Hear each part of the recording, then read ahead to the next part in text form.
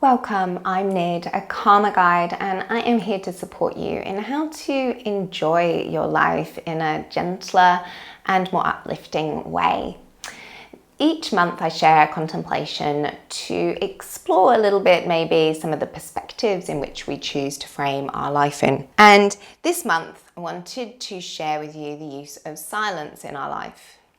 Many of us live in busy cities or busy towns where there's a lot of people around, there's a lot of stuff happening, there's a lot of machines like cars and buses moving, and these all make sound. And so it's really hard actually to find silence in this world. And with all this noise comes this constant stimulation in our nervous system that kind of puts us on a constant alert of, is something going to happen? Do I need to be aware of something happening to me? Am I going to be in danger? And we want to see if we can allow our nervous system to just chill out a little bit and relax. Because this constant state of awareness and alertness is, tiring for many of us. And this is where we may overthink and overfeel and then overdo stuff in order to keep ourselves away from the fact that actually it seems like there's a lot of stimulation around us. One of the funniest moments I experienced in the belief that it would be quieter if we didn't have all this technology was when I was working on a retreat in one of the most remote places in Costa Rica. And a client, after their first night staying with us, came down saying that they'd hardly slept at all because of all the noise of the jungle at night. Hearing the rustling leaves, hearing the birds making noises, hearing the little rustling of creatures on the ground, and then the monkeys, and they're swinging around, sounding as though they were apparently going to break down the bedroom door of this person, and freaked out by these natural sounds. I've also seen this when I share recordings of natural sound and people feel quite uneasy about what actually nature sounds like. And this shows some of the disconnect that we have to do with feeling comfortable in these busy noises where we play white noise to babies to help them sleep, and even sometimes to grown-ups in order to help ourselves relax and kind of drown out that background noise. We don't know what it is to just allow natural sound and then the silence from within to unfold. And this is the key, is that when the nervous system is activated, the silence within doesn't want to unfold because we're making all this inner chatter in our mind. And it's that inner dialogue that exhausts most of us and also leaves a lot of us feeling really unheard and unseen, because there's so many thoughts in our head, we can't even begin to get them expressed, and they slightly drive us almost to the point of really extreme overwhelm and maybe even some more other forms of unease and poor wellness. So it might be that to begin finding silence, you need to use some of these background sounds to help calm your nervous system from hearing the normal everyday sounds. And that's where use of binaural beats or certain types of music can be really helpful in your practices. It also can be helpful to start to tune into natural sounds, and so using practices that have, whale recordings, trickling water, those kind of sounds, but even better if they can be natural recordings rather than the synthesized computer versions, because that's going to start to tune you back into those earth frequencies. One of the reasons why I do not include using any of these sounds in most of my recordings is because, as someone who had a sound sensitivity as a result of my brain injury, there are various sounds that can actually trigger my nervous system to become more distressed. And so there are times when actually it's really helpful to learn to not have any sound in a recording, to hear the voice of the teacher, and then just learn to be with the background sounds that are already present in our environment. This helps us to learn to feel the nervous system can be safe and at ease in the busy environment that we're in. And I know this might sound a little unusual and a little strange when I've just said, well, you might want to use sound to help calm your nervous system, to kind of drown out that background noise. And there's a place for that for some people, and so that might be a place for you at certain times. But one thing that I have learned with that sound sensitivity and with brain injury and a very hypersensitive nervous system is that less is definitely more when it comes to sound in my meditation practices.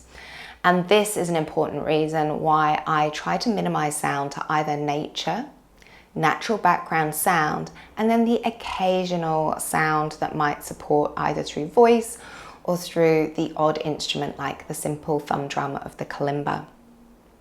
That is because it's going to help the brain tune into the sound of the human voice.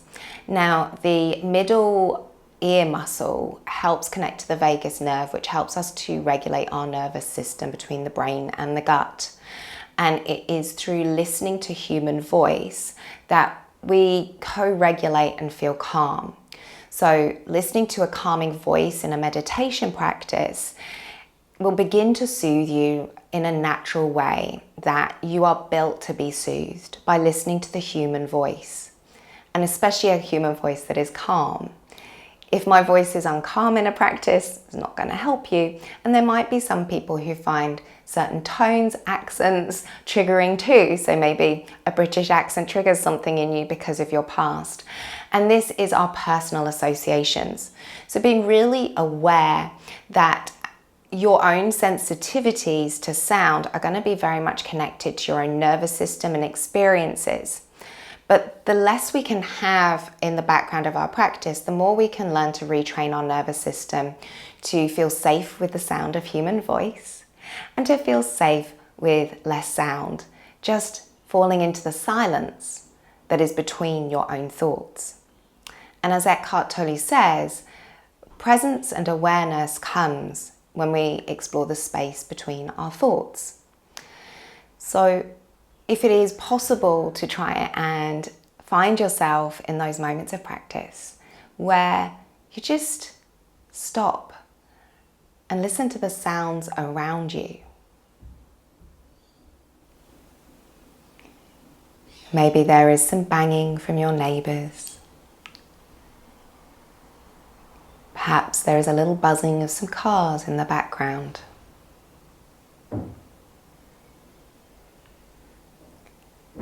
Learning to just be with that natural sound, occasionally hearing the voice of a guide, is one of the best things we can do to train our nervous system to come back into connection with another human and rebuild our connection in ourselves of what's really going on beneath all of those thoughts.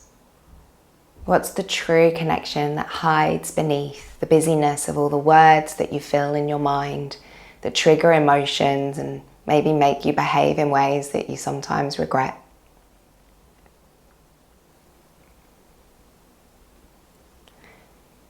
We're uncomfortable in this silence, and we often avoid it because we fear the nothingness that's in this silence. For in the nothingness, you might lose your identity, your ego might not mean anything. And in the silence comes a beautiful presence that is excited to live through you and to give you a greater power than you could ever imagine, by letting you be your fullest expression of yourself, with less words, less thoughts.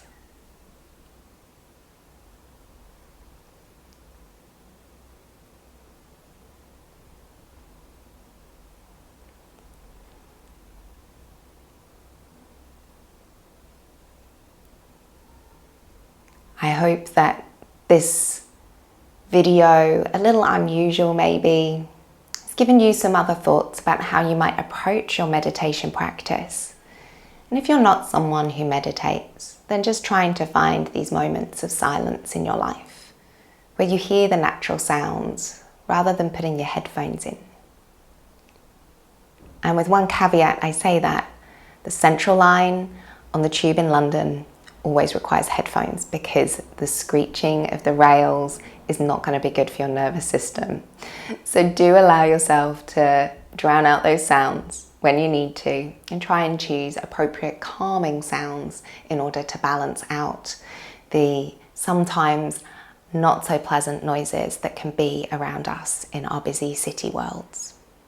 Take care of yourself, and may your healing path to connect to the true sound of voice, your humanity and our social connection, be one that fulfills you and brings you great joy.